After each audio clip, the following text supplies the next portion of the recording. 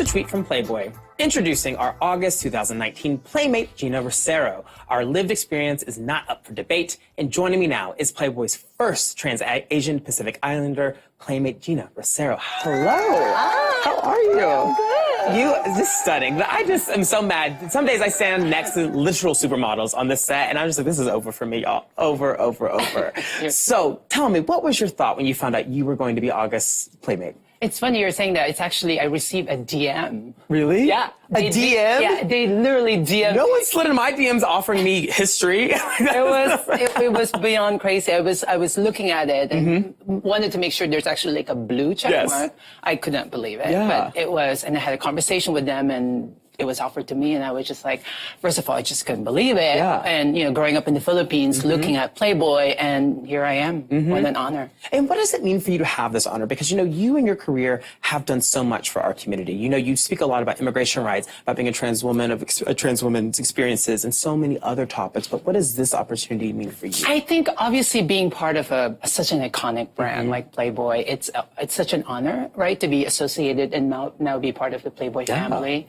Like for the longest time, I'm now associated with this brand. I've always stood for individuality, you know, unapologetic expression, and they've been just so incredible partners with me of supporting my advocacy, you know, taking me in so many different places. Yeah. It's such an honor. Yeah. What do you think your representation in these famous pages does for the trans movement moving forward? I mean, personally, first, it's, you know, I think back of that young trans girl growing up in the Philippines, right? And I remember looking at Carolyn Cosi Tula on the cover of Playboy in 1991. And I remember specifically telling my trans mother, like, I want to be just like her. Really? And to now be part of this family, what a crazy full circle. And I've been having so much of that crazy full circle moment. And to now be in communication with Tula, it's just been like absolutely crazy. Yes, it's hugely, it's such a big deal. I mean, this brand is something that, like, my dad reads Playboy and he doesn't read my magazine. Like, it was like this crazy thing. And, you know, we're seeing this change happen a lot. Victoria's Secret just has their first trans model. And so what do you think about this kind of embracing of trans folks in these very sexy spaces, in spaces of femininity, really? Yeah,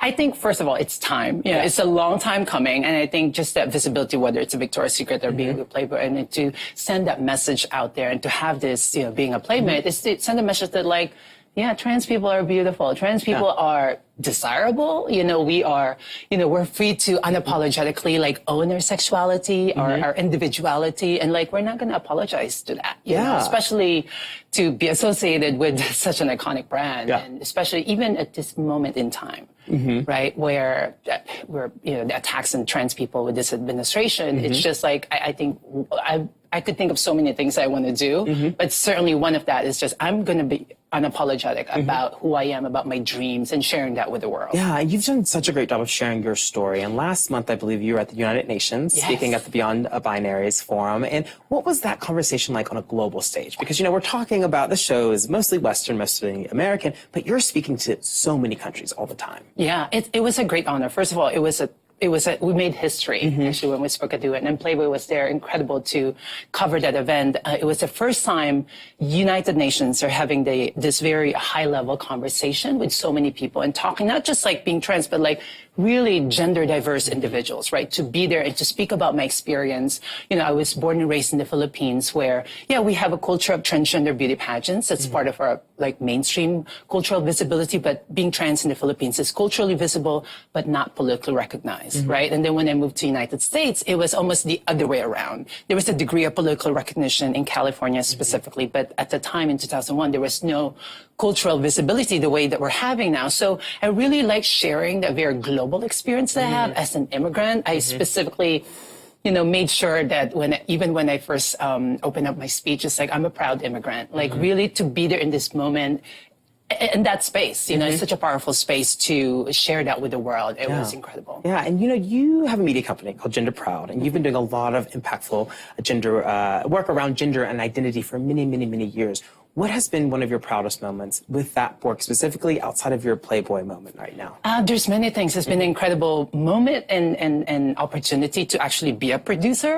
I think even, you know, for many years, I would do a lot of advocacy work, whether working with the UN, President Obama's State Department to World Economic Forum and traveling around the world, I think doing that work, I felt like there was something missing about like the storytelling. So it's like, what better way to change the world than really unapologetically like tell our stories through a perspective of a trans person, right? Yeah. Me producing. I mean, I've been able to have done work with, MTV, Logo, working with like, asking trans youth, what does beautiful as I want to be? What does it mean to be beautiful for them, right? Or like working with, Univision to like talk about like transgender people in sports or to cover unemployment rate for trans women of color here in New York City specifically, or even like the most recent project that I did with VH1 and MTV, which is like really documenting the whole history of trans women in fashion. Yeah.